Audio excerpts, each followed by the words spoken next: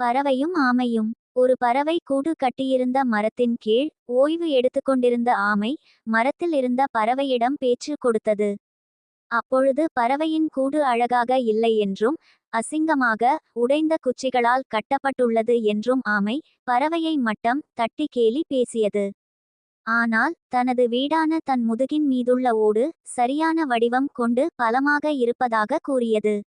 அதை கேட்ட பறவை, என்னுடைய கூடு உடைந்து அசிங்கமாக இருந்தாலும் இயற்கையில் கிடைக்கும் பொருட்களை கொண்டு நானே உருவாக்கியது, இது எனக்கு மிகவும் பிடித்திருக்கிறது என்று பதிலளித்தது. மேலும் ஆமை, தனது கூட்டை விட உனது கூடு சிறந்தது அல்ல என்று பறவையிடம் கூறியது.